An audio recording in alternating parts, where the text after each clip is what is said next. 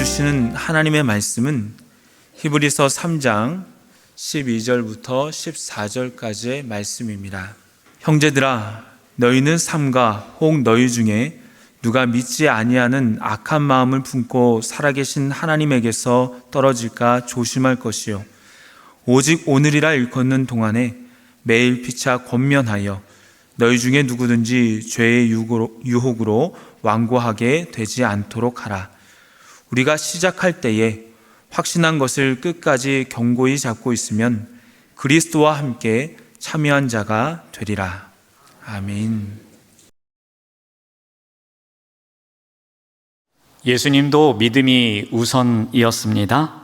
예수님도 기도의 자리에서 믿음의 본질이 무엇인지를 가르쳐 주셨습니다. 끝까지 포기하지 않는 믿음이 있었습니다. 그리고 하나님 아버지께 전적으로 맡기는 믿음이 있었습니다. 이 믿음 또한 우리에게 우선이 되어야 한다고 지난주에 말씀드렸습니다. 이를 위해서 어떻게 해야 하는지, 끝까지 포기하지 않는 믿음을 위해서 인내할 만한 에너지가 있어야 한다고 말씀드렸습니다. 또한 전적으로 하나님께 맡기는 믿음을 위해서 마치 12년 동안 혈루증을 앓아온 여인이 예수님의 옷자락을 만졌던 것처럼 촉매가 되는 작은 믿음의 행동이 있어야 함을 말씀드렸습니다. 일주일이 지났지만 기억나시죠? 몇 분 안 계시는군요. 네, 다른 건 다 잊어버리시더라도 인내할 만한 에너지, 그리고 촉매가 되는 작은 믿음의 행동, 이것을 통해서 우리가 믿음이 우선이 된 삶을 살아갈 수 있다라는 것은 꼭 기억하시길 바랍니다. 그럼에도 불구하고 우리가 믿음의 여정을 갈 때에 우리의 믿음이 흔들릴 때가 참 많습니다. 결코 흔들리지 않겠다고 다짐하고 또 다짐했지만 어제의 다짐이 오늘에 와서 흔들릴 때가 참 많습니다. 왜 우리의 믿음이 흔들리는지 히브리서 기자는 오늘 본문에서 두 가지를 말합니다. 먼저 악한 마음 때문에 믿음이 흔들린다고 합니다. 우리 12절 말씀을 봅니다. 형제들아, 너희는 삼가 혹 너희 중에 누가 믿지 아니하는 악한 마음을 품고 살아계신 하나님에게서 떨어질까 조심하라 라고 합니다. 여기서 악한 마음은 우리의 마음 속에 가끔씩 찾아오는 불신임 같은 것, 불신앙 같은 것을 이야기합니다.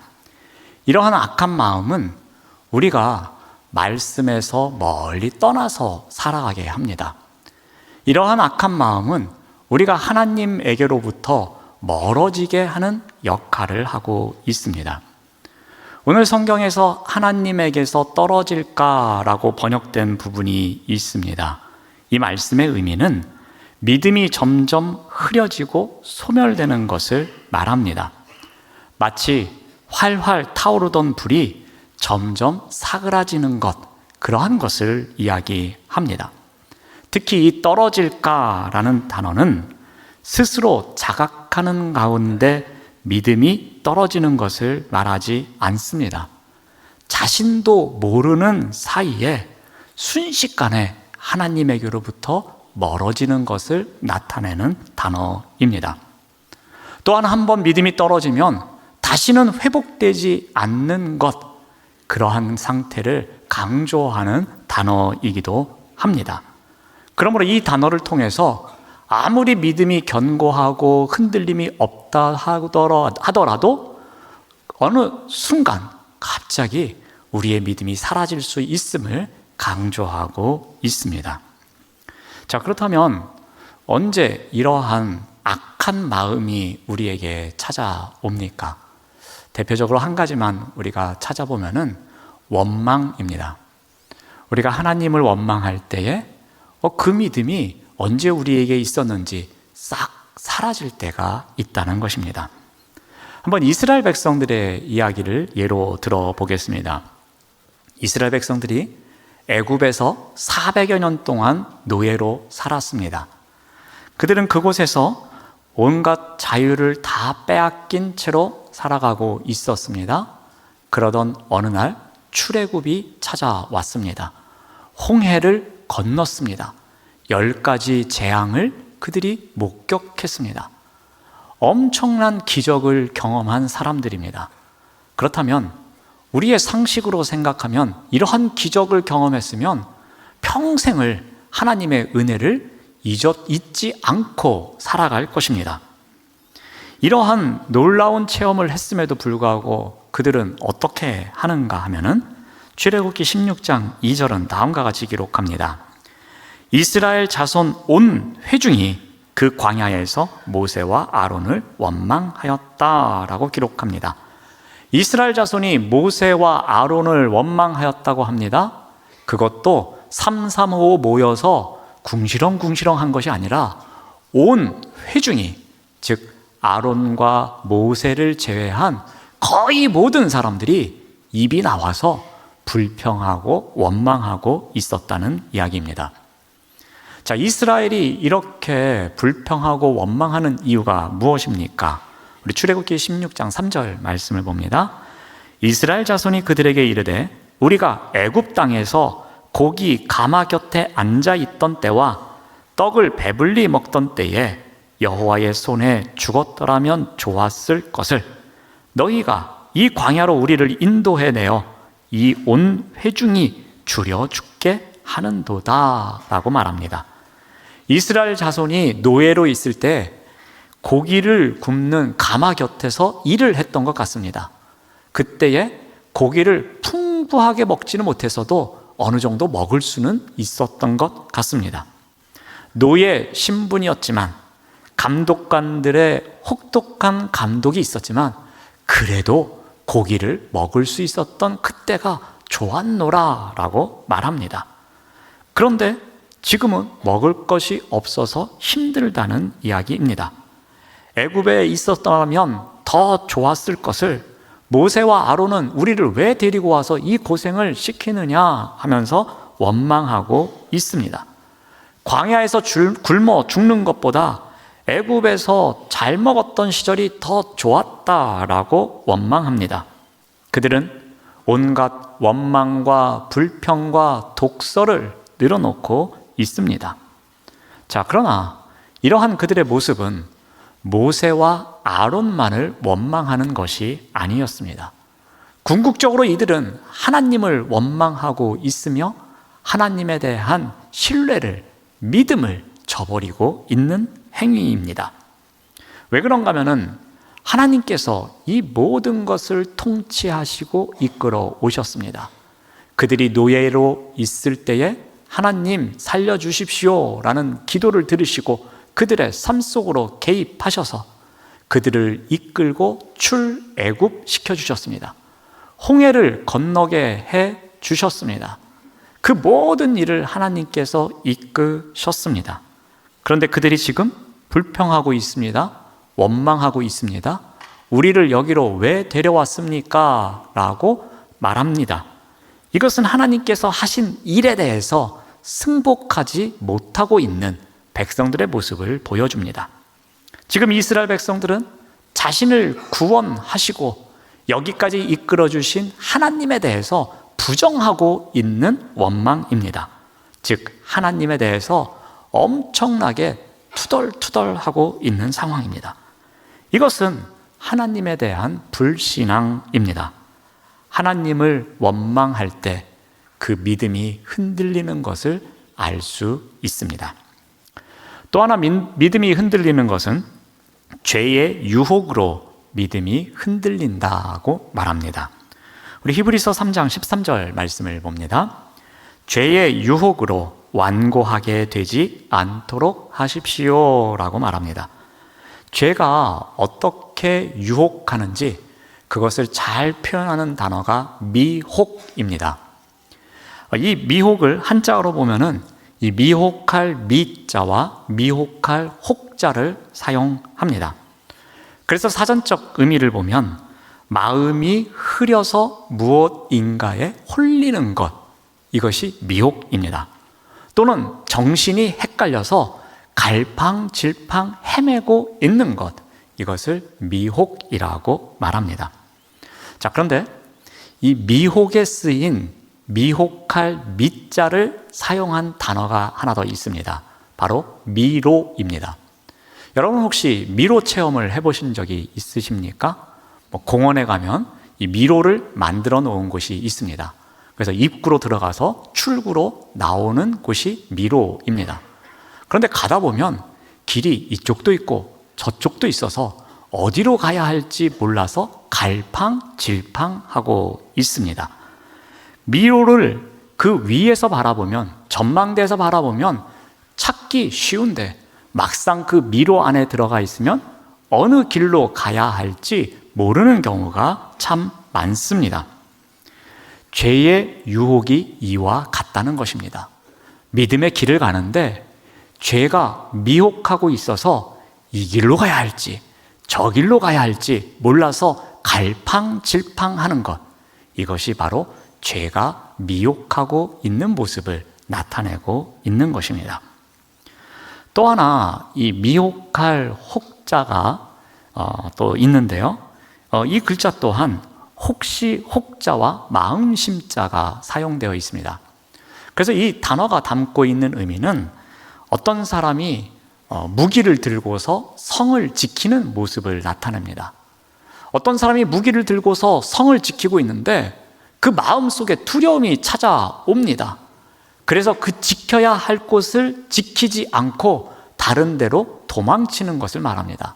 이것이 바로 미혹입니다. 죄의 유혹이 어떠한 의미가 있는 것입니까? 먼저는 갈팡질팡하여서 가야 할 길을 찾지 못하는 상황입니다. 이것이 죄인지 죄가 아닌지 모르게 한다는 것입니다. 헷갈리게 만들어서 죄를 짓게 만드는 것, 그것이 바로 죄의 유혹입니다. 또 하나는 두려움을 줘서 지키게 해야 되는 것을 지키지 않고 포기하게 만드는 것, 이것이 죄의 유혹입니다. 그거 안 지켜도 돼, 그거 지키면 오히려 불편해, 그런 마음을 갖게 해서 지키지 않게 하는 것, 그것이 바로 죄의 유혹입니다. 이렇게 죄가 우리를 유혹할 때에 우리는 어떠한 생각을 하면서 합리화시킵니까? 대부분 그러한 어둠의 생각은 달콤하다고 느낍니다. 야, 이거 신기하다, 이거 재밌겠는데 이렇게 한다고 해서 나에게 무슨 일이 생기겠어? 설마 이 정도 내가 한다 그래서 하나님께서 나에게 벌을 내리시겠어? 그런 생각을 하게 됩니다. 그런데 이것은 하나님의 은혜라는 울타리에서 벗어나는 행위 중에 하나입니다. 죄의 유혹은 달콤하여 죄에 빠지더라도 당장 나에게 화가 미치지 않는다는 생각을 합니다. 어둠은 우리의 그러한 약점, 그러한 생각을 집요하게 공격합니다. 육신의 쾌락을 누리더라도 전혀 문제가 없을 거라는 상상을 하게 합니다. 우리의 생각을 끊임없이 공격해서 그 생각으로 먼저 죄를 짓게 만듭니다. 그리고 마치 미로 안에서 갈팡질팡하며 어느 길로 가야 하지 그렇게 헷갈리게 만들어서 죄의 길로 더 들어서게 만듭니다. 생각을 지배하면 그 다음은 사탄이 우리를 제멋대로 활용할 수 있습니다. 처음 죄를 지을 때나 수치스럽고 죄책감이 들지만 계속해서 그 죄를 짓다 보면 무감각해집니다. 그래서 그 죄의 유혹으로부터 시작된 삶이 믿음으로부터 멀어지게 되는 것입니다. 우리가 죄의 유혹에 계속 넘어짐으로써 마음이 완악해집니다. 완악해진다는 것은 어떠한 의미이겠습니까? 하나님의 마음, 하나님의 생각, 하나님의 뜻이 우선이 아니라 나의 생각, 나의 마음, 나의 고집이 우선이 되는 것을 말합니다. 하나님의 말씀에 따라서 그 말씀이 기준이 되어야 하는데 내 고집이 기준이 됩니다. 그러면 우리가 하나님을 시험하며 살아갑니다. 하나님에게 시험 보라고 하고 내가 감독관이 되어서 하나님을 움직이려고 하는 삶이 우리에게 있게 되는 것입니다. 사람의 마음이 죄의 유혹을 받게 되면, 죄의 미혹을 받게 되면 우리의 마음이 완악해집니다. 완악해지면 하나님을 불신하게 되는 법입니다. 그게 바로 우리의 믿음이 흔들리는 것입니다. 우리의 마음에 악한 마음이 찾아올 때, 또 죄의 유혹이 찾아올 때 우리의 믿음이 흔들리는 법입니다. 자, 그렇다면 어떻게 해야 하겠습니까? 어떻게 해야 이렇게 마음속에 짓는 죄로 인해서 또는 죄의 유혹으로 인해서 흔들리는 믿음을 다시 다잡을 수 있겠습니까? 어떻게 해야 우리의 믿음의 여정을 신실하게 걸어갈 수 있겠습니까? 한번 그 부분을 오늘 본문을 중심으로 해서 한 두 가지만 살펴보고자 합니다. 자, 먼저 피차 권면하라라고 가르쳐 줍니다. 우리 13절 말씀을 봅니다. 오직 오늘이라 일컫는 동안에 매일 피차 권면하여. 믿음을 흔드는 죄의 유혹은 휴일이 없는 법입니다. 쉬지 않고 끊임없이 기회를 노리고 기회를 찾습니다. 그런데 우리는 나약합니다. 우리는 부족합니다. 그러한 유혹에 쉽게 넘어갑니다. 그래서 서로 간에 믿음으로 견인해 줄 것을 당부합니다. 서로 믿음으로 안부를 묻고 서로 믿음으로 돌봐주며 서로 믿음으로 지켜주며 서로 믿음으로 곁에 있어줄 것을 당부하고 있습니다. 그래서 상대방이 죄의 유혹을 받지 않도록, 그래서 마음이 완악해지지 않도록 돌보는 삶이 있어야 한다는 것입니다. 세겹줄이 더욱 튼튼해서 쉽게 끊어지지 않는 것처럼 믿음으로 권면하며 서로 밀고 당겨주는 그러한 삶이 있어야 한다는 것입니다. 이것이 우리에게 필요하다고 말합니다. 자, 이를 위해서 하나님께서 우리에게 주신 선물이 있습니다. 바로 공동체입니다. 하나님은 우리의 연약함을 이길 수 있도록 우리에게 공동체를 선물로 주셨습니다. 그래서 공동체는 서로가 서로에게 선물이 되는 사람들의 연합입니다. 우리가 모였을 때 지체가 되는 우리 모두가 서로에게 선물로서의 역할을 하도록 불러 모아 준 곳, 그곳이 바로 교회라는 공동체입니다. 한번 올리브 나무 이야기를 예를 들어서 설명을 드리겠습니다. 자, 올리브 나무는 척박한 토양 가운데서도 잘 살아가는 나무입니다. 그런데 이렇게 살아가기 위해서 올리브 나무가 그 땅 밑에 있는 수분층까지 뿌리를 깊게 내립니다. 그 뿌리를 내리는 시간이 15년 정도 걸린다고 합니다. 그렇게 뿌리를 깊이 내리면 그 이후에 이 나무의 수령이 길게 늘어난다고 합니다. 올리브 나무는 이러한 뿌리 덕분에 가뭄이 들더라도 옥토에 살고 있는 다른 나무보다 가뭄에 강하다고 합니다. 가뭄이 들어서 그 좋은 땅에 있는 나무도 말라 죽을 때에 비록 바위랑 바위 사이에서 살아가고 있는 올리브 나무일지라도 뿌리를 깊이 내려서 오랜 시간 살아낼 수 있다고 합니다. 그래서 갈릴리의 한 올리브 나무는 알렉산더 대왕이 페르시아 정복 때에 심었던, 그때부터 있었던 나무라고도 합니다. 그러니까 2000년 넘게 생존하고 있는 나무도 있다고 합니다. 또한 예루살렘의 겟세마네 동산에 가보면 감람나무들이 많이 있습니다. 그런데 제법 오래된 나무들이 있습니다. 수백 년 된 나무라고 합니다. 자, 이렇게 올리브 나무가 오랫동안 견딜 수 있는 또 하나의 이유가 있습니다. 그것은 바로 그들의 이 독특한 면역 체계 때문이라고 합니다. 예를 들어서 메뚜기 떼가 이 올리브 나무를 갉아먹고 있습니다. 그러면 이 올리브 나무가 이 독특한 화학 성분을 합성하여 냄새를 분비합니다. 그리고 그 냄새가 바람에 날려서 옆에 있는 올리브 나무에 옮겨집니다. 그러면 옆에 있는 나무들은 메뚜기의 공격을 막는 화학 물질을 소유하게 되는 것입니다. 그래서 올리브 나무 옆에 있는 다른 나무들, 또 다른 나무들이 메뚜기 떼의 공격을 받지 않는다고 합니다. 그들은 이와 같은 화학 물질을 통해서 바로 옆에 있는 나무를 지켜줍니다. 서로 북돋아 줍니다. 서로 곁에 있어주면서 함께 살아가는 그러한 모습을 보여줍니다. 이러한 올리브 나무의 특성에서 우리가 공동체의 특성을 배울 수 있습니다. 우리 공동체 또한 하나님께서 우리를 선물로 불러주셨습니다. 무슨 일을 하라고요?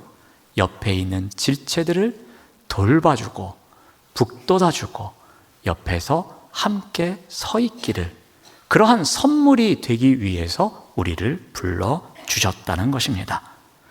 그런데 이 일이 참 조심스럽습니다. 이 일이 쉽지 않습니다. 목사님, 그건 나무니까 가능하죠. 우리처럼 말 많은 사람이 어떻게 그렇게 합니까? 좀 힘들어 보여서 무슨 일이 있느냐고 물어보면 남의 일 신경 쓰지 마세요 하고 쌀쌀맞게 말합니다. 힘든 것 같아서 뭔가 위로하려고 등 한번 두드려주면 이러지 마세요, 그렇게 쌀쌀맞게 말합니다. 그런데 어떻게 합니까? 나무니까 가능한 일이지 사람은 못합니다 라고 말씀하는 분도 있을 것입니다. 근데 이러한 때에 우리가 할 수 있는 방법이 있습니다. 그것이 바로 기도입니다. 올리브 나무가 화학 물질로 옆에 있는 나무를 지켜주듯이 영적 물질인 기도로 우리가 지켜줄 수 있습니다. 영적 물질인 기도로 곁에 있어줄 수 있는 것입니다. 말로 피차 권면하는 것 정말 중요합니다. 말로 격려해주면서 권면하는 것 꼭 있어야 합니다. 그런데 이보다 우선되어야 하는 것이 있습니다. 영적 물질을 우리의 선물인 사람에게 날려주는 것입니다. 영적 물질을 날리는 기도로 권면하는 삶이 있어야 할 것입니다. 그래야지만 우리가 계속해서 믿음의 여정을 살아낼 수 있는 것입니다. 자, 두 번째로 우리가 믿음의 여정을 끝까지 걸어가기 위해서 필요한 것은 끝까지 견고히 붙잡는 것입니다. 우리 14절 말씀을 봅니다. 우리가 시작할 때 확신한 것을 끝까지 견고히 잡고 있으면 그리스도와 함께 참여한 자가 되리라 라고 말씀합니다. 여러분, 믿음은 한 번 믿은 것으로 끝난 것이 아닙니다. 믿음은 계속해서 끝까지 가는 것이 중요합니다. 내가 옛날에 얼마나 대단한 믿음을 갖고 있었는지, 내가 옛날에 그 열정이 어떠했는지 그 자랑으로만 끝나서는 안 됩니다. 지금도 그리고 앞으로도 그 믿음의 삶을 살아내는 것이 중요합니다. 근데 이것을 위해서 어떻게 해야 한다고 합니까? 끝까지 붙잡는 것이 있어야 한다고 합니다. 끝까지 무엇을 붙잡습니까? 시작할 때에 확신한 것, 그것을 끝까지 붙잡고 가는 믿음이 있어야 함을 가르쳐 줍니다. 처음 믿을 때에 깨달았던 그 복음, 나를 살리시기 위해서 십자가에 달리신 예수 그리스도, 그 예수 그리스도에 대해서 소개하는 그 복음을 끝까지 붙잡고 나아가는 삶이 있어야 한다는 것입니다. 그 복음이 내 삶의 기준이 되어서 그 복음에 따라서 믿음의 여정을 끝까지 가는 것, 이것이 흔들리지 않고 믿음의 삶을 살아내는 것이라고 가르쳐 줍니다. 이스라엘 백성들의 예를 들어서 한번 설명드리겠습니다. 이스라엘 백성들이 광야에서 살아간 그 삶의 여정을 거룩한 믿음의 행진이라고 이야기를 합니다. 왜 그런가 하면 하나님께서 이끄신 행진이었고 그 행진을 그들이 순종하며 살아냈기 때문입니다. 우리 민수기 9장 17절은 이렇게 기록하고 있습니다. 구름이 성막에서 떠오르는 때에는 이스라엘 자손이 곧 행진하였고 구름이 머무는 곳에 이스라엘 자손이 진을 쳤다라고 합니다. 구름은 하나님의 임재를 상징합니다. 하나님께서 머물면 그들이 멈추고 하나님께서 다시 나아가시면 그들이 따라 행진하였노라고 기록하고 있습니다. 이스라엘 백성들이 왜 이렇게 했습니까? 민수기 9장 18절 말씀을 봅니다. 이스라엘 자손이 여호와의 명령을 따라 행진하였고 여호와의 명령을 따라 진을 쳤다라고 합니다. 그들이 행진하고 멈추는 기준이 무엇입니까? 여호와의 명령입니다. 여호와의 명령에 따라서 행진하고 여호와의 명령에 따라서 멈추었노라고 성경은 기록하고 있습니다. 심지어 어떤 일까지 있었는가 하면 우리 민수기 9장 19절 말씀을 봅니다. 구름이 성막 위에 머무는 날이 오랠 때에는 여호와의 명령을 지켜 행진하지 아니하였다라고 합니다. 구름이 오랜 시간 동안 머물고 있습니다. 빨리 가고 싶은데, 더 좋은 곳으로 가고 싶은데 이러한 생각이 앞서는 것이 아니라 여호와의 명령에 따라서 그들은 머물렀다라고 합니다. 또한 9장 20절 말씀을 보면은 혹시 구름이 성막 위에 머무는 날이 적을 때에도 그들이 다만 여호와의 명령을 따라 진영에 머물고 여호와의 명령을 따라 행진하였다라고 합니다. 이제 머문 곳이 너무나도 좋습니다. 여기에서 오랫동안 있었으면 좋겠습니다. 그런데 구름이 움직입니다. 그러면 그들은 여호와의 명령에 따라 행진하게 되는 것이었습니다. 또한 23절 말씀을 보면은 또 모세를 통하여 이르신 여호와의 명령을 따라 여호와의 직임을 지켰더라라고 합니다. 그들에게 맡겨주신 일을 감당할 때에 그 기준이 무엇이었습니까? 여호와의 명령이었습니다. 그 말씀에 따라서 맡겨주신 직임을 최선을 다하는 삶이 그들에게 있었습니다. 그 모든 것이 기준이 여호와의 명령이었습니다. 행진할 때도 멈출 때도 맡겨진 일을 감당할 때도 여호와의 명령에 따라 순종한 모습을 보게 됩니다. 우리가 끝까지 믿음을 지키기 위해서는 바로 이 비결을 배워야 할 것입니다.